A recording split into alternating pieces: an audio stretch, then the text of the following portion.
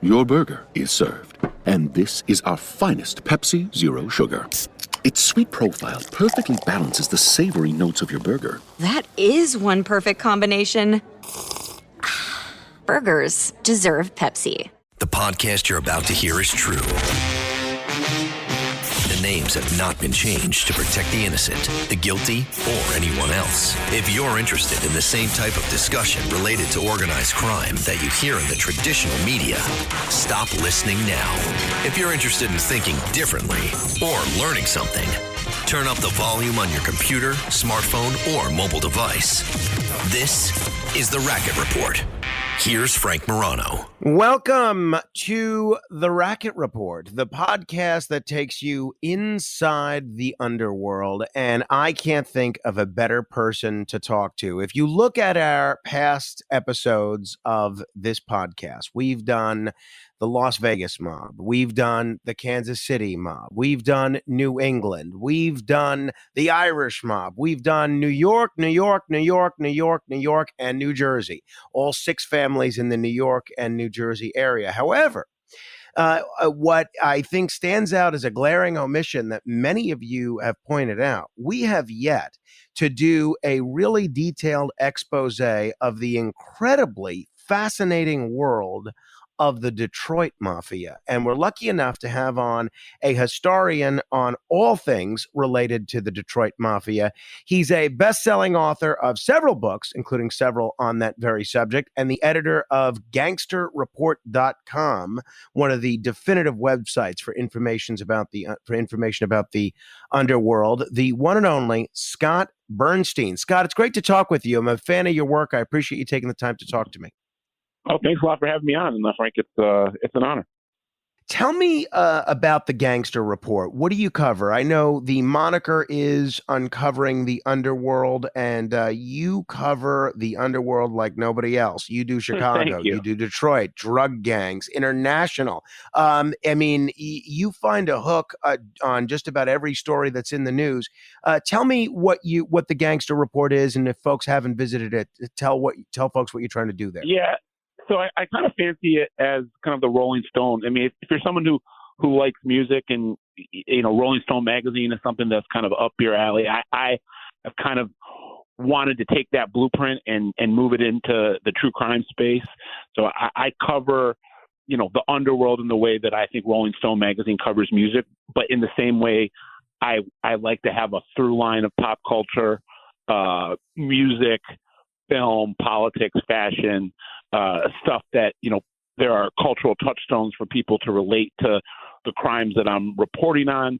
And I like to be diverse and versatile.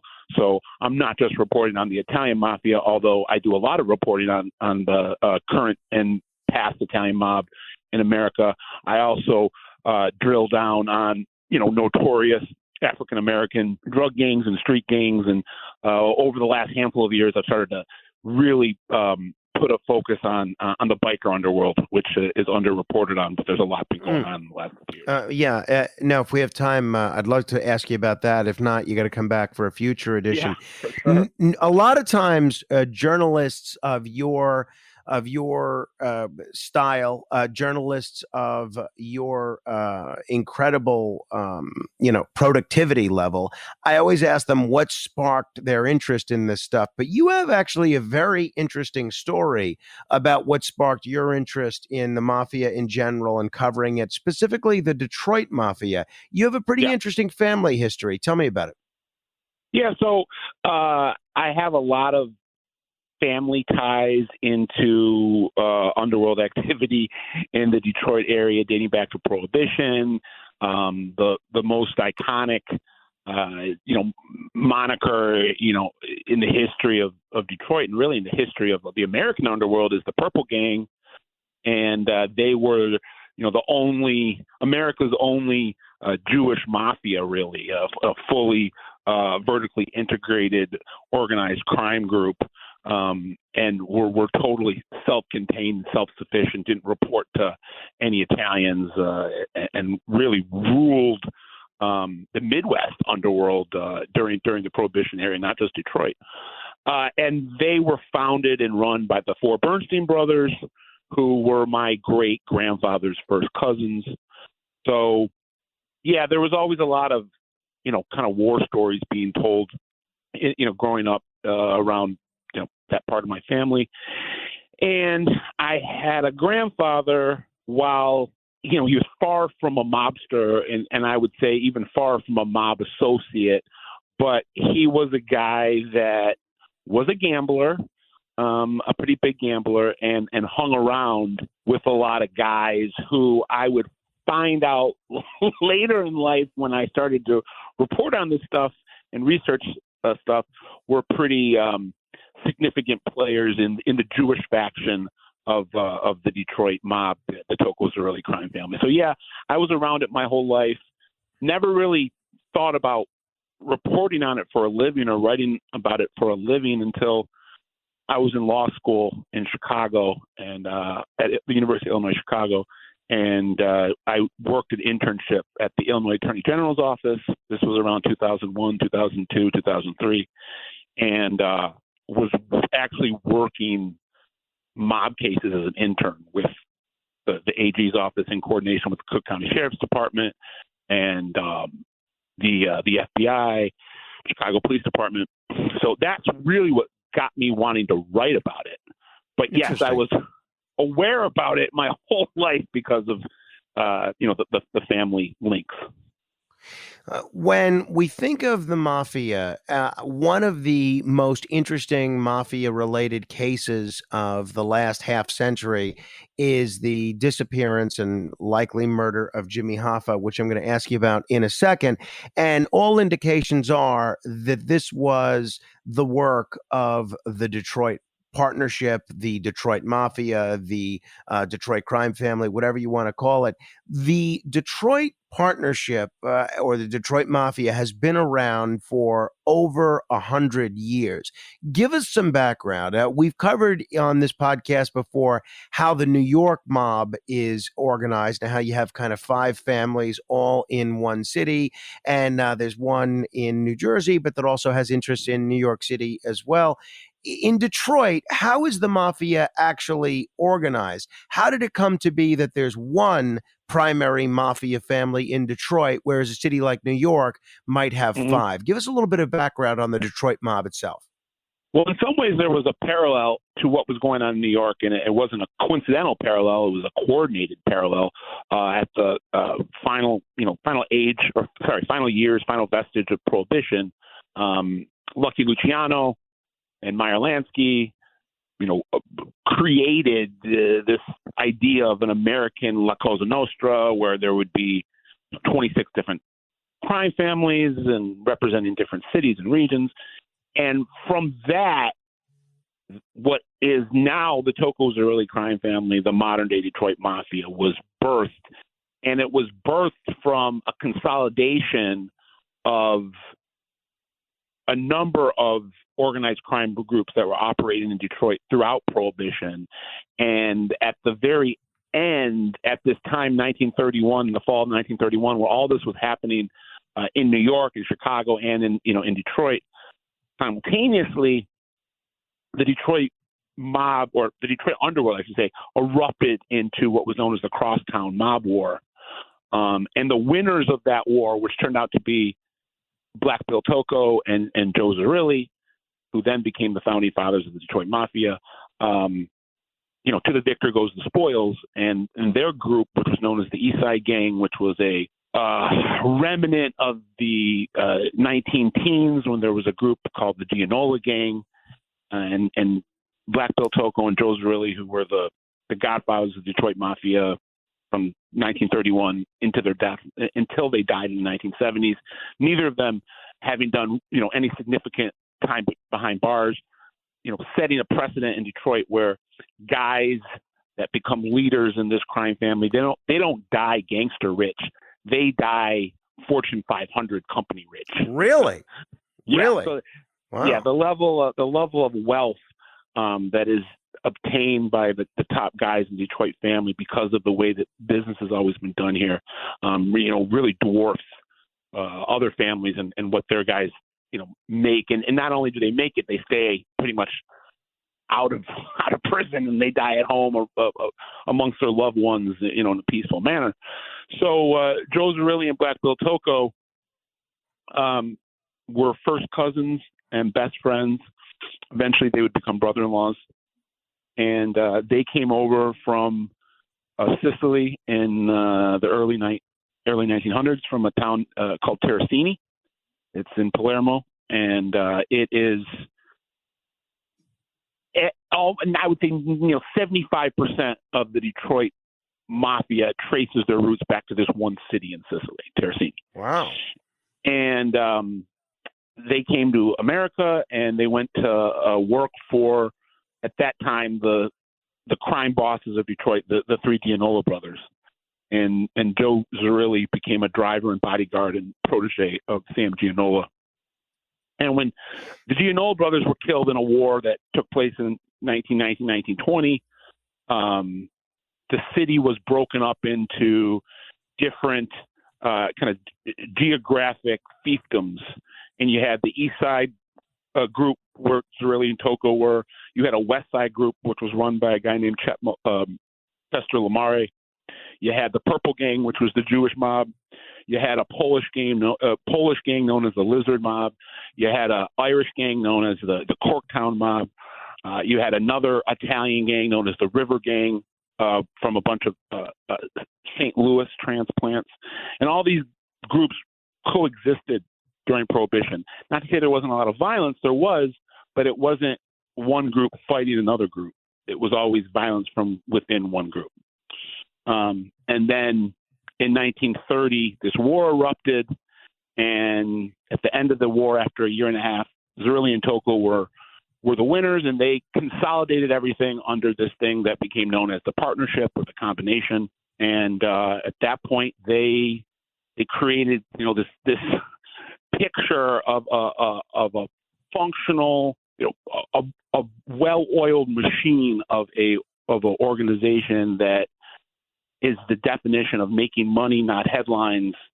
Not only functional, but stable and stealth-like and immensely powerful by their kind of early mandate to diversify their interest and get white-collar businesses to shield their dirty money, get into the court systems, get into the political offices, and get into the pockets of politicians. And then the two other, huge factors was another mandate to intermarry, which promotes stability, where, everybody was kind of required to marry their daughters and sons off to daughters and sons of other families in the mob. And then for the reason that they've been able to sustain, it was the decision in the 1940s to require all the second generation guys to go get college business degrees.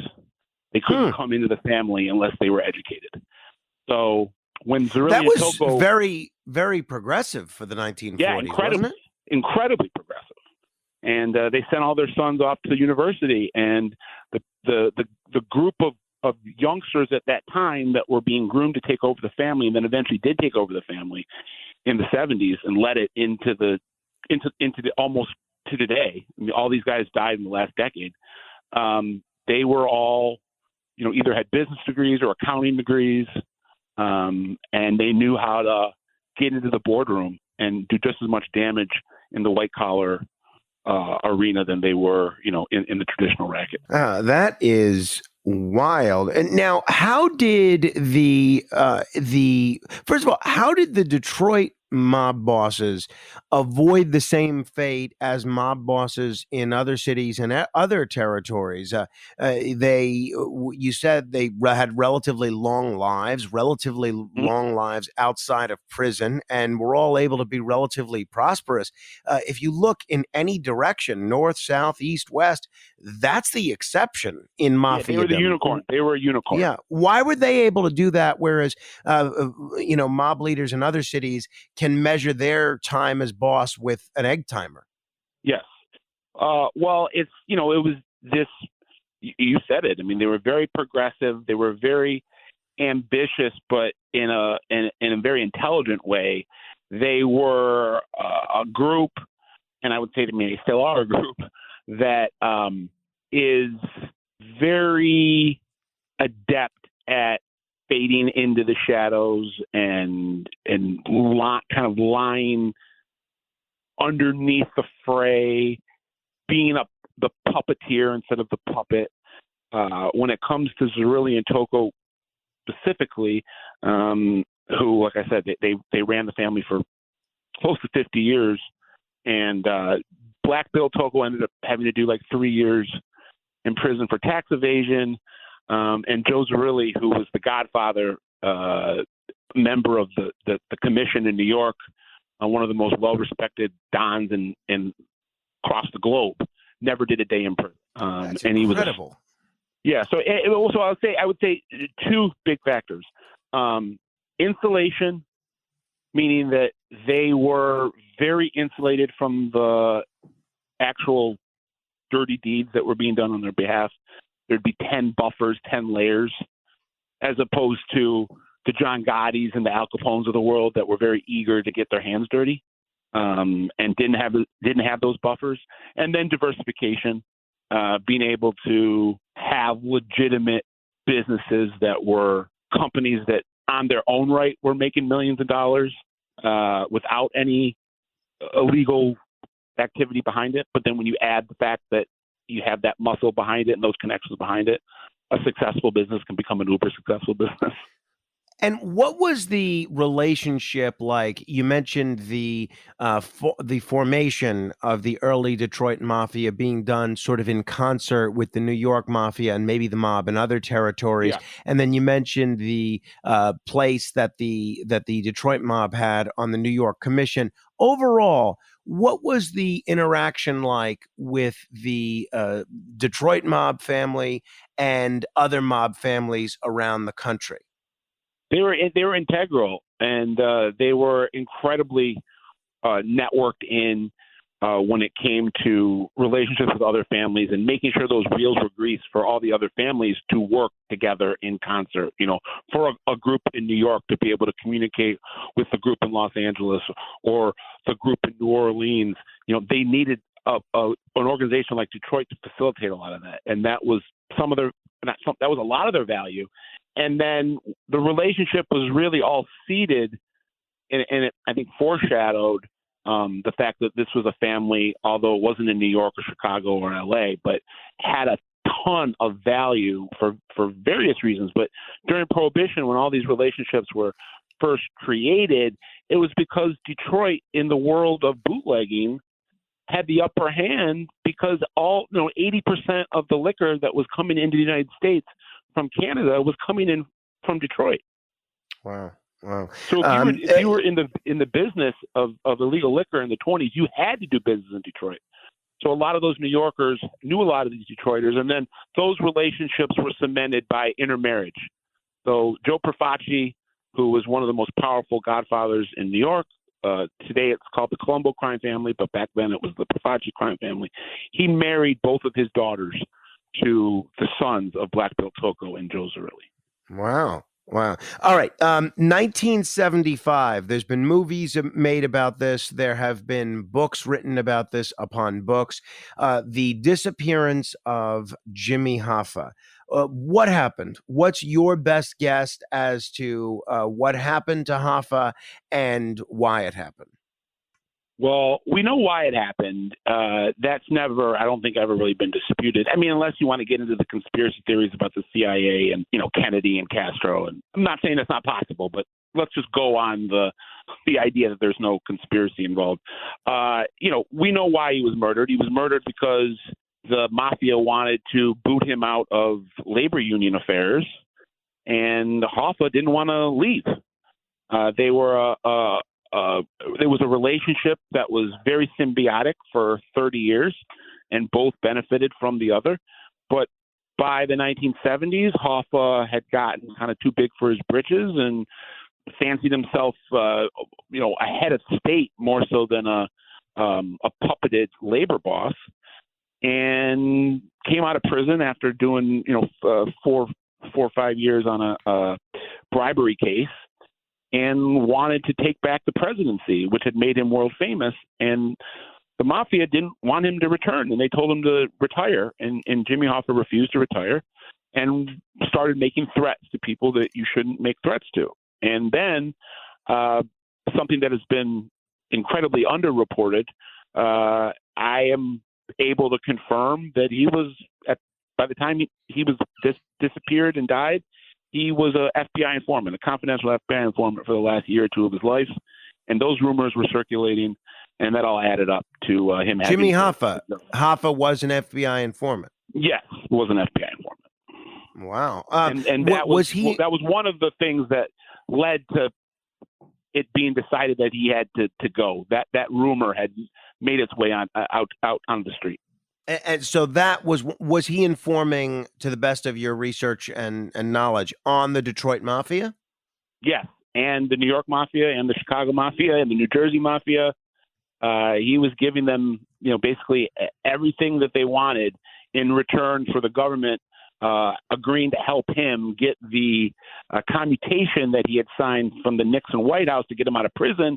Had included a clause where he couldn't run for the Teamsters presidency for a certain amount of time, and there had been a deal cut from what my research tells me, where the government was going to get that clause removed from his commutation. He would have been allowed to run for the presidency in 1976.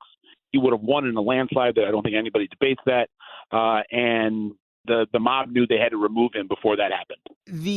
There's another journalist that has written many books about Hoffa, Dan Moldea, and he insisted for a long time that he believed Hoffa's remains were under the Pulaski Skyway in Jersey City near the PJP landfill. And the FBI apparently did not discover any evidence that Hoffa was buried at this location. Do you have any theory as to where Hoffa's remains are? Yes, of course. His remains don't exist. So the running around for the last 50 years looking for them, is the wild goose chase of all wild goose chases. So what do you think? He was just dissolved in a vat of acid or something like that?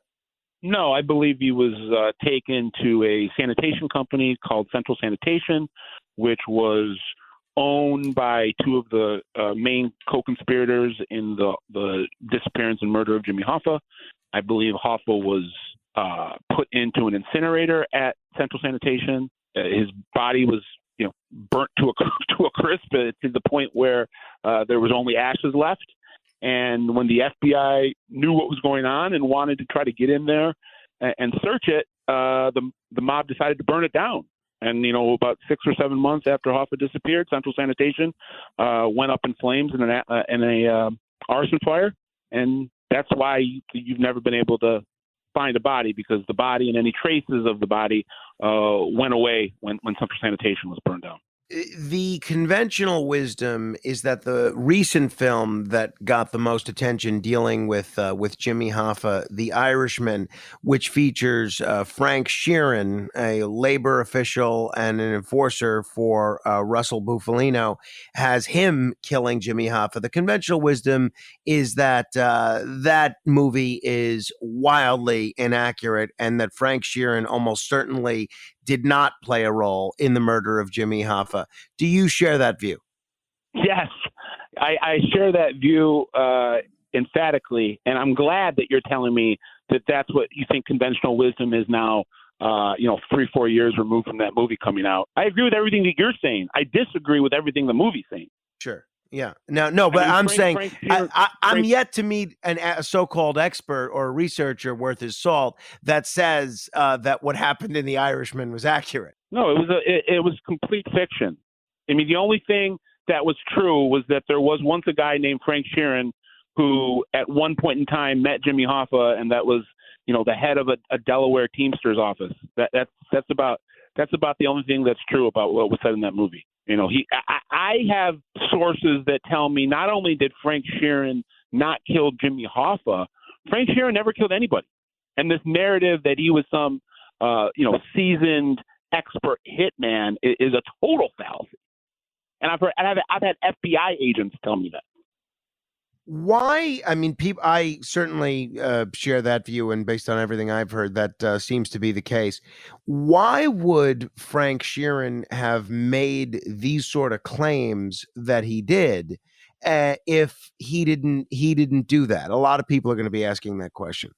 Well, I'll tell you because I'm not going to get into too much detail, but I know some of the specifics of that book deal and that decision to come out with that narrative that Frank Sheeran came out with and decided to write that book.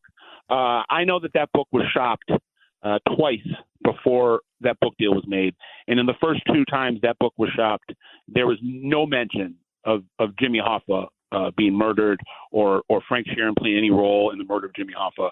And then the third time they shopped it, he put in there that, oh, by the way, I killed Jimmy Hoffa, and they got a small book deal, which then turned into a pretty big deal when Martin Scorsese and company wanted to come in and option it. But this is not a credible source.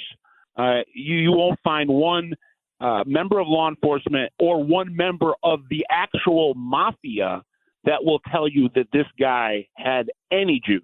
And for what it's worth, I've heard the same thing about the murder of Joey Gallo, which they also have Right. Frank Sheeran participating in that murder as well. Everything I've heard from both underworld sources and law enforcement sources and journalists says there's no validity to that whatsoever. And it's not to say The Irishman is not an enjoyable movie, but people should view it like they do Inglorious Bastards, not to get an accurate depiction of how Hitler died, but just for entertainment's sake.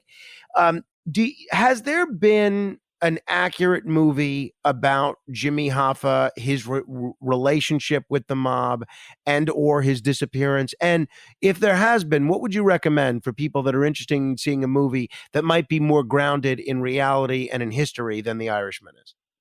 Well, the Hoffa movie from 1992 with Jack Nicholson, I think the performance by Nicholson depicting who Hoffa really was and what his position within the American labor movement.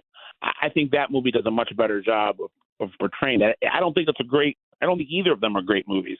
And I think in both cases they get what happened to him, in terms of his disappearance and murder wrong. I not to self-publicize here, but I have a documentary called Killing Jimmy Hoffa that's available on Amazon Prime that I believe breaks down the most, accurate assessment analysis of what happened there. So I would recommend that to people. Great. No, I'm glad you mentioned that. I haven't seen that yet. I'm going to check it out. It's on Amazon Prime. It's called Killing Jimmy Hoffa.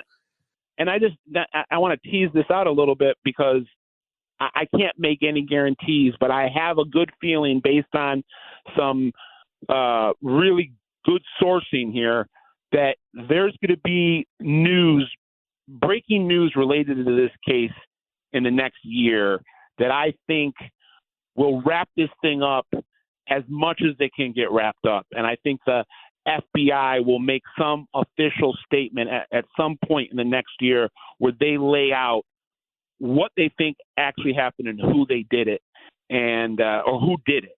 And I can tell you that it was 99% of a job that was done by the Detroit mob. It was the job never left Detroit. His body never was taken across state lines. This was something that was only known about and carried out by a select number of people, very trusted people that had, given their lives to La Cosa Nostra.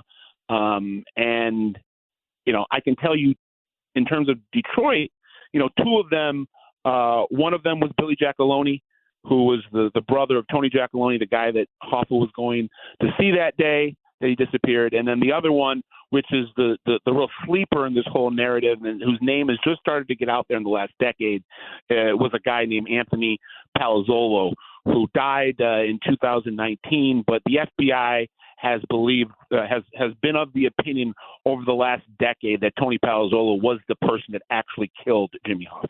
Wow, that is wild. I'm definitely going to check that out. Killing Jimmy Hoffa on Amazon Prime. I think in the next 6 months, that will be put out there by the government as that Tony Palazzolo was the killer of Jimmy Hoffa. And Palazzolo was a young, up-and-coming mob soldier at that point, and he leveraged his role in that to a very successful career in La Cosa Nostra, and had respect around the country because people knew that he had done that. And what became of him? What became of him afterwards? I know that he lived to a relatively old age and did not meet an untimely death at all. What was his kind of criminal career like post Hoffa? Tony Powell? Yeah. So he leveraged his role in that, which now only a small group of people knew, but the people that knew were very powerful people. And he very quickly after that became a crew boss. And shortly after that, he became a captain. And then, in the 2000s, he became the consigliere of the Detroit mob. And that's when, he died as the number 3 in charge of the whole crime family. Had a little bit of a federal prison sentence he had to serve in the 90s for running a money laundering business for drug dealers.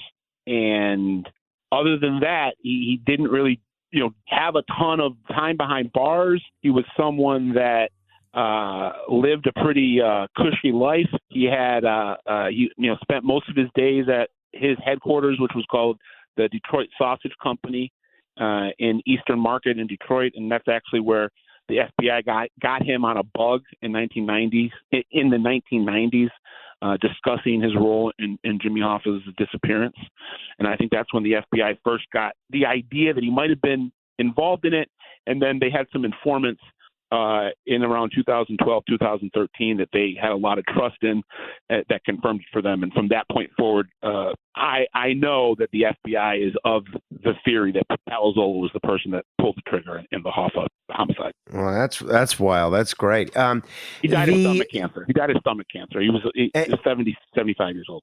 Wow. The Detroit mob today, what are they up to? What is the bulk of their criminal activities? How powerful are they? What's the leadership like today? They're still around. They're still lurking in the shadows. They're still very, very diversified. I think they're very connected into the white-collar business community in Detroit, as well as the judicial system, the police department, political offices, just like they always have been. But they are, considerably smaller than they were at their peak. I don't see a huge younger generation of guys that look to be ready to, to carry the torch forward.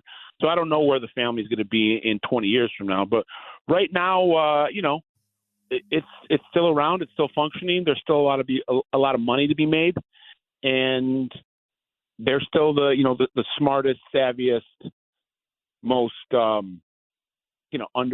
under the radar crime family in America, and they're just as connected as they've ever been. There's as quiet as they were before, they're now quieter than even that.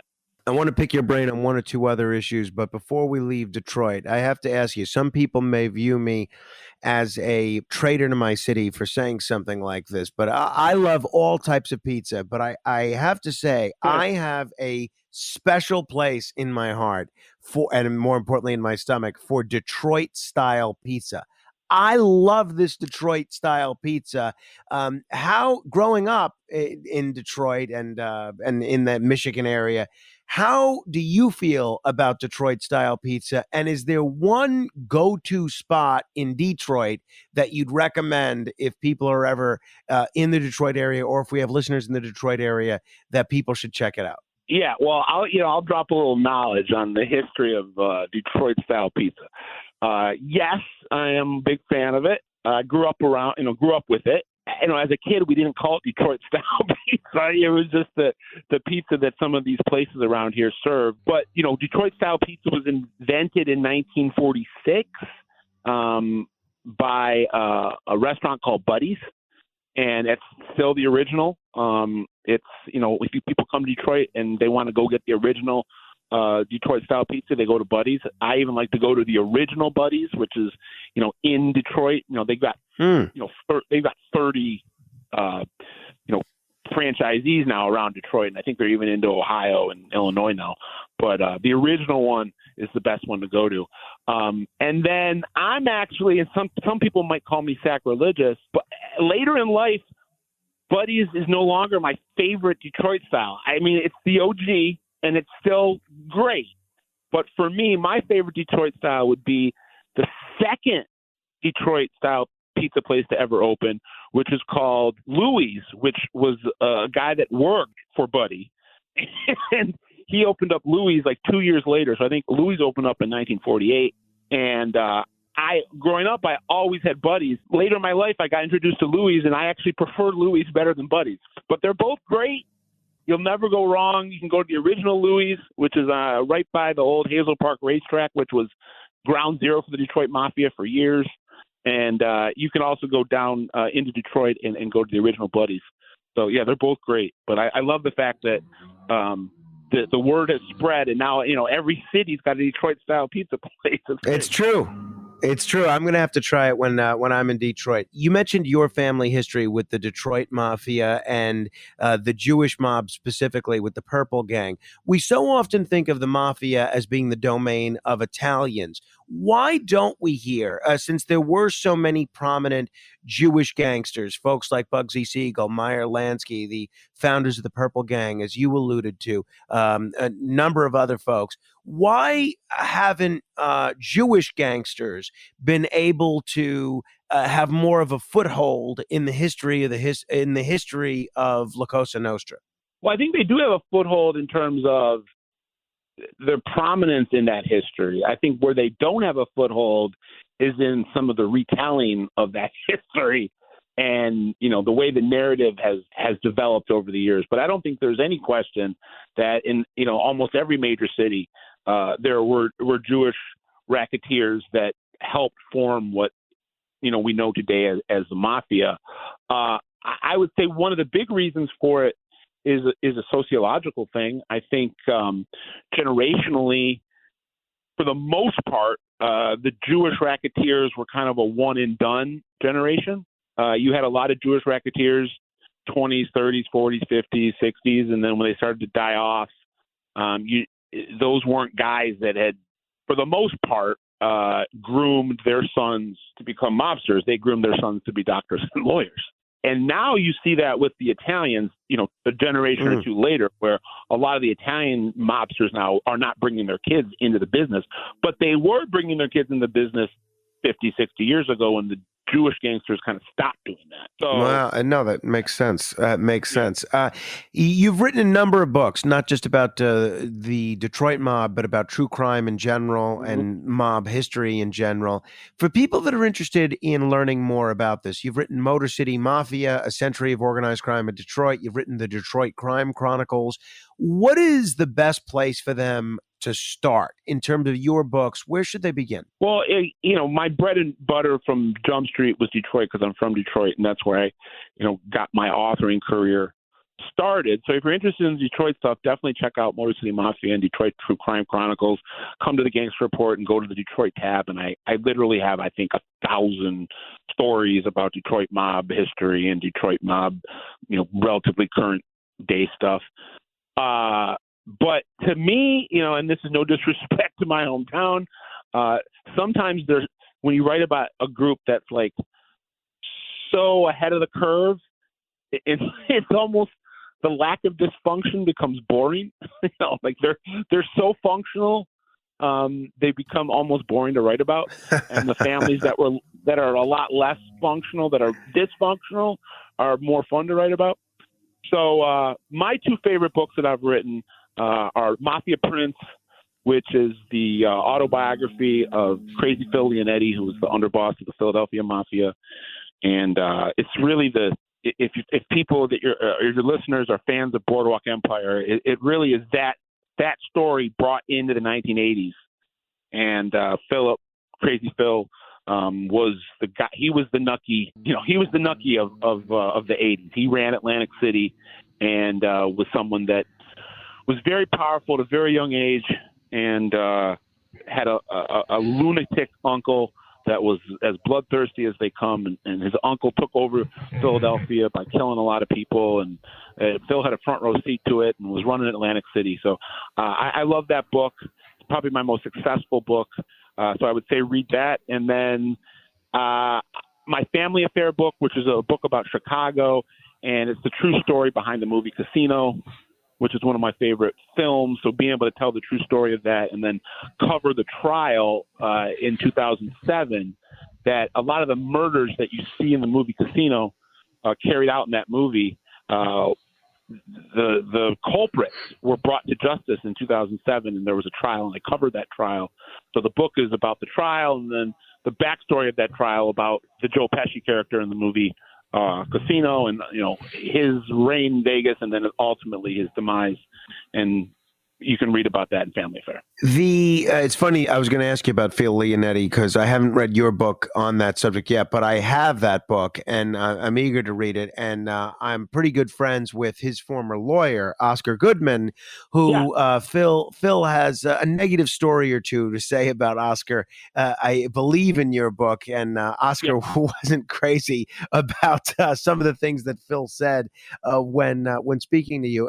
I'll tell you, I really admire as a journalist and as a documentarian and a chronicler of these things, that you're able to write with such authority from the perspective of both gangsters, from the perspective of, gangster turncoats, and get such credible law enforcement sources. Because so often it seems like people who do this, they end up taking one side or another, and they treat this as a way to kind of prove their point about something rather than treat this as objective journalism. So kudos to you for really calling it down the line. I try, and and as much as I have such tremendous respect for the FBI, some of guys that have become incredibly close friends of mine in my career are retired FBI agents, retired DEA, retired ATF. These are salt of the earth. These are really, these are superstars really in their field. They're the LeBron Jameses and the Patrick Mahomeses of that world. And I have nothing but the most tremendous, nothing but the utmost respect for them. But I'm also someone, I got no problem. If something needs to be called out, I'm going to call it out. And just as an example, a couple of weeks ago, for your audience in New York, there was a very, very, very powerful Chicago mafia figure that died. And on the day of his funeral, I don't know for sure, but I'm 99% sure the FBI leaked a document to ABC TV in Chicago saying that he was an informant back in the 1970s. Wow. And that was Nick Calabrese? No, Nick Calabrese died a week ago. He was the only. He's a big character in my book on Family Affair. He was the first Chicago Mafia turncoat.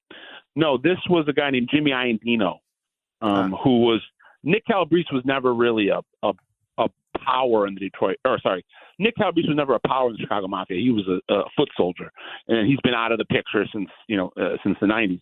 Jimmy Iandino was the underboss of the Chicago Mafia up until 2 weeks ago when he died. And I believe the FBI wanted to embarrass him.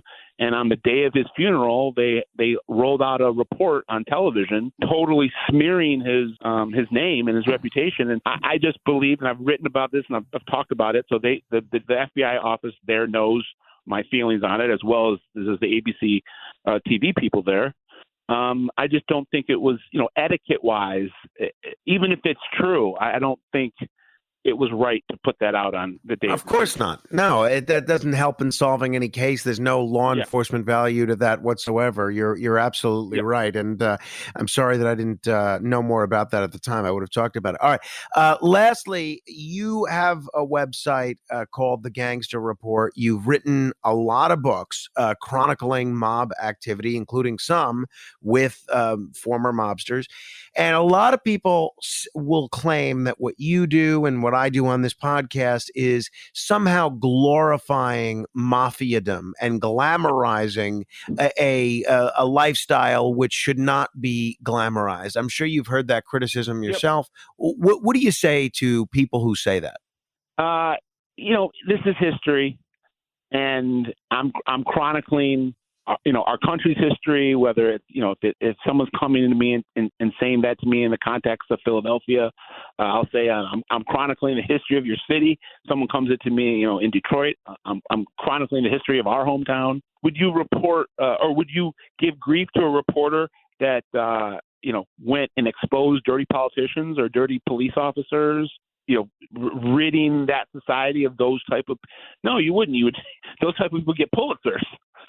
But for some reason it's looked down upon, I think, to write about them, because sometimes it can come off. And I'm not saying that that's not there isn't some meat to that bone. Yeah, inherently, if you wanted to look at this reporting that we do as glamorizing them, I guess you could find slices of that if that's what you're looking for. But I don't think that is anywhere near getting to the crux of the issue of why this stuff needs to be reported, why these people are important, why really, for a lot of these people, it's letting the victims know that,